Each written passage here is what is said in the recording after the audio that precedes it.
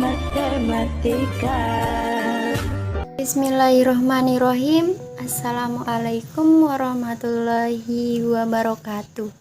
Sebelumnya perkenalkan, nama saya Dea Davina Dirganti, kelas 4D, NIM 2001030068. Sesuai dengan judul yang tertera di layar, yaitu Teori Belajar Kognitivisme dalam Matematika, yang dipresentasikan dalam bentuk video guna memenuhi tugas akhir semester pada mata kuliah Strategi Belajar Mengajar Matematika. Seperti yang diketahui bahwa kognitivisme berasal dari kata kognitif, di mana setiap orang punya pengalaman dan pengetahuan berbeda yang tersusun rapi dalam bentuk struktur kognitif. Pengalaman dan pengetahuan itulah yang membuat proses belajar mengajar akan berjalan dengan baik. Dalam teori kognitif, belajar bukan cuma sekedar interaksi antara stimulus dan respon, tapi juga melibatkan berbagai faktor yang ada dalam diri individu. Karena itu, teori belajar kognitif menekankan bahwa proses belajar meliputi kegiatan mental yang aktif dalam rangka mencapai, mengingat, dan menggunakan pengetahuan. Selain itu, teori kognitivisme memiliki pandangan bahwa seseorang yang menerima informasi akan menyusun, menyimpan, dan menemukan hubungan antara pengetahuan yang baru dengan pengetahuan yang telah ada. Konsep belajar teori kognitivisme juga mengenal istilah asimilasi dan akomodasi, di mana asimilasi dan akomodasi akan terjadi apabila seseorang mengalami konflik kognitif atau suatu ketidakseimbangan antara apa yang telah diketahui dengan apa yang dilihat atau dialaminya sekarang. Proses ini akan mempengaruhi struktur kognitif. Menurut Piaget, proses belajar akan terjadi jika mengikuti tahap-tahap asimilasi, akomodasi, dan ekuilibrasi atau penyeimbangan. Proses asimilasi merupakan proses pengintegrasian atau penyatuan informasi baru ke dalam struktur kognitif yang telah dimiliki oleh individu. Proses akomodasi merupakan proses penyesuaian struktur kognitif ke dalam situasi yang baru, sedangkan proses ekuilibrasi adalah penyesuaian kesinambungan antara asimilasi dan akomodasi. Sebagai contoh, seorang anak sudah memahami prinsip pengurangan. Ketika mempelajari prinsip pembagian, maka terjadi proses pengintegrasian antara prinsip pengurangan yang sudah dikuasainya dengan prinsip pembagian atau informasi baru. Inilah yang disebut proses asimilasi. Jika anak tersebut diberikan soal-soal pembagian, maka situasi ini disebut akomodasi, yang artinya anak tersebut sudah dapat mengaplikasikan atau memakai prinsip-prinsip pembagian dalam situasi yang baru dan spesifik. Pembelajaran ini sangat tepat diterapkan bersama dengan media-media pembelajaran yang konkret untuk melatih peserta didik yang masih belum mampu berpikir abstrak. Yang kedua yaitu konflik kognitif sering dijumpai oleh seseorang yang sedang belajar. Ada banyak istilah yang digunakan oleh para peneliti dalam menggambarkan dan menjelaskan konflik kognitif, seperti ketidakcocokan kognitif, kesenjangan kognitif, konflik kognitif, ketidaksesuaian, dan konflik internal. Dari beberapa pendapat yang dikemukakan oleh para ahli, maka dapat disimpulkan bahwa konflik kognitif adalah keadaan di mana terdapat ketidakcocokan antara struktur kognitif atau skemata yang dimiliki atau dipunyai oleh seseorang dengan informasi yang baru dia dapat dari luar. Jadi, informasi baru yang diterimanya tidak cocok dengan struktur kognitif yang telah dia miliki. Ketidakyakinan, keraguan, kebingungan, kontradiksi, keanehan suatu konsep, mengenali keganjilan dan keanehan yang bertentangan dengan hal yang diharapkan. Maka hal ini menjadi tanda-tanda dari konflik kognitif. Perhatikan gambar segitiga berikut. Misalkan, anak sudah diajarkan cara mencari panjang sisi miring dari suatu segitiga PQR. Ketika anak disuruh untuk menentukan panjang sisi AB pada segitiga ABC, di mana gambar segitiganya berbeda dengan segitiga PQR. Pada segitiga ABC, sisi miringnya diketahui, dan letak sudut siku-siku berbeda dengan segitiga PQR. Bila anak dapat menentukan panjang sisi AB, maka pada diri anak tidak terjadi konflik kognitif. Tetapi, bila pada pikiran anak muncul keanehan, keganjilan ketika melihat segitiga tersebut, dan anak tidak dapat menyelesaikan soal dengan baik, maka kita dapat katakan bahwa anak telah terjadi konflik kognitif. Untuk mengakhiri atau menghilangkan konflik kognitif itu, maka anak perlu diberi scaffolding atau metakognisi, sehingga anak paham dan mengerti cara menentukan panjang AB. Dan segitiga siku-siku tidak harus berbentuk segitiga PQR. Hal yang sama juga berlaku bila anak disuruh untuk menentukan panjang sisi YZ dari segitiga XYZ, menentukan panjang sisi LN dari segitiga LMN. Yang ketiga,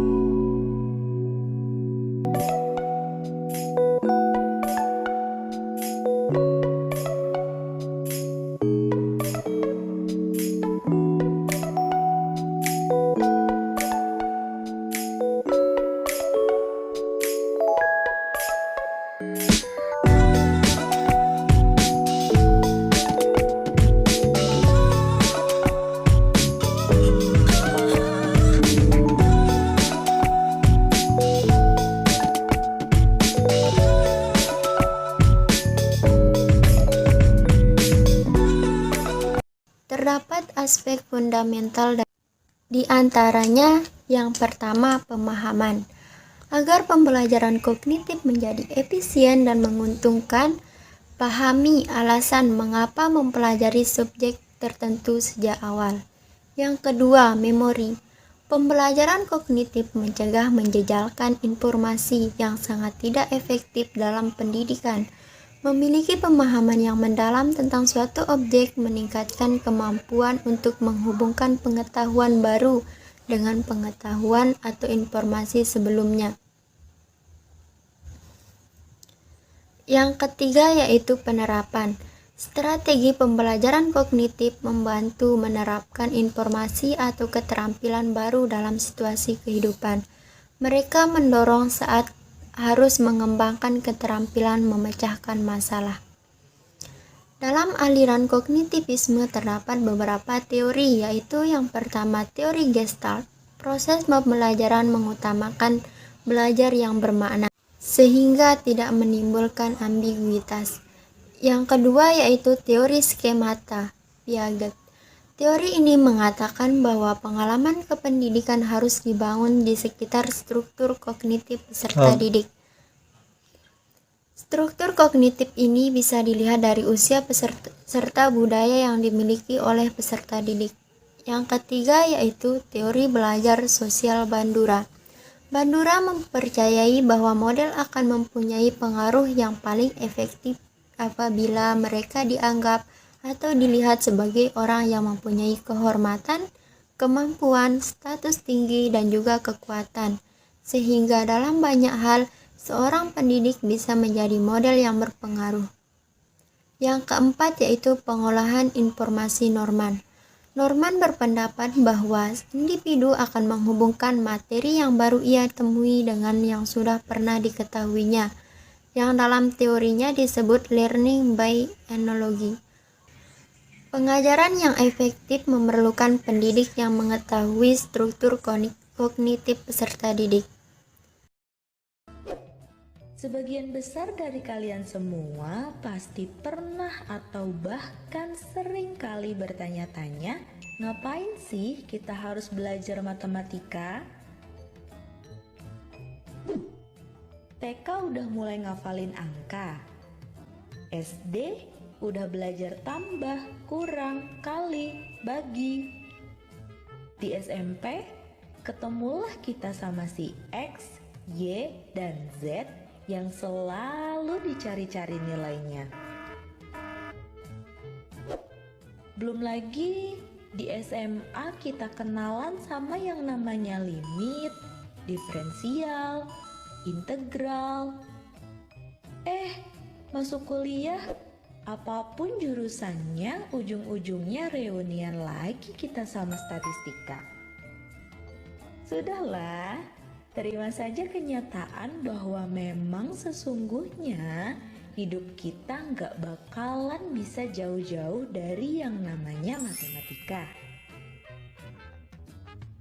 Belajar matematika itu bukan buat dipakai beli cendol, terus dengan belajar matematika otak kita secara tidak langsung sedang diasah untuk bisa berpikir kritis. X itu adalah hasil dari 3x tambah 5 sama dengan 2x. Mengerjakan soal matematika itu ada langkah-langkahnya.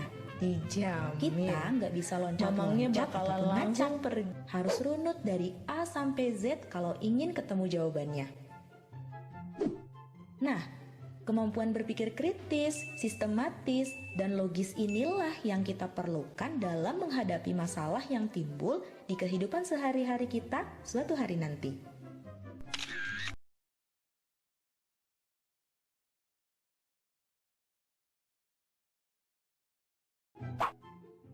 Dari matematika pula kita belajar tentang kesabaran dan keyakinan bahwa sesulit apapun soal pasti akan ada jawabannya. Bahwa sesulit apapun cobaan hidup pasti akan ada jalan keluarnya. Yang penting kita tetap sabar dalam menjalani segala proses dan tentunya tetap berusaha untuk mencari jawaban tersebut. Kalau sabar tanpa usaha sih nggak akan ketemu juga sama jawabannya. Next, kita juga belajar dari matematika tentang indahnya kebahagiaan setelah perjuangan. Oh, dalam ya. Pernah nggak sih kalian merasa begitu bahagia bisa menemukan jawaban setelah melalui proses perjuangan panjang mengerjakan soal yang penuh dengan drama? Gak bisa diungkap dengan kata-kata kan bahagianya seperti apa? Itu tuh berasa kita udah menjadi orang yang paling pinter sedunia. Berlebihan sih, tapi intinya dari sini kita jadi bisa lebih menghargai lagi proses, bukan hanya sekedar hasil. Atau nih, matematika juga mengajarkan kita tentang makna kesetiaan. Bahwa 1 ditambah 1 sama dengan 2. Tak ada yang lainnya. Karena matematika itu ilmu pasti, jadi kalau soalnya A, jawabannya pasti B. Atau soalnya C, jawabannya ya pasti D. Gak ada tawar-menawar. Setia banget kan mereka antara soal dan jawabannya? Sama halnya kayak kamu dan jodoh kamu. Gak akan tertukar kok, tenang aja. Yang terakhir yaitu beberapa permasalahan yang pada dasarnya teori kognitif ini lebih menekankan pada kemampuan ingatan peserta didik dan kemampuan ingatan masing-masing peserta didik. Sehingga kekeliruan yang terjadi di sini adalah selalu menganggap semua peserta didik itu mempunyai kemampuan daya ingat yang sama dan tidak dibeda-bedakan. Ada kalanya juga dalam metode ini tidak memperhatikan cara peserta didik dalam mengeksplorasi atau mengembangkan pengetahuan dan cara-cara peserta didiknya dalam mencarinya. Karena pada dasarnya masing-masing peserta didik memiliki cara yang berbeda-beda. Apabila dalam pengajaran hanya menggunakan metode kognitif, maka dipastikan peserta didik tidak akan mengerti sepenuhnya materi yang diberikan. Jika dalam sekolah kejuruan hanya menggunakan metode kognitif tanpa adanya metode pembelajaran yang lain, maka peserta didik akan kesulitan dalam praktik kegiatan atau materi. Sehingga dalam menerapkan metode pembelajaran kognitif perlu diperhatikan kemampuan peserta didik untuk mengembangkan suatu materi yang telah diterimanya.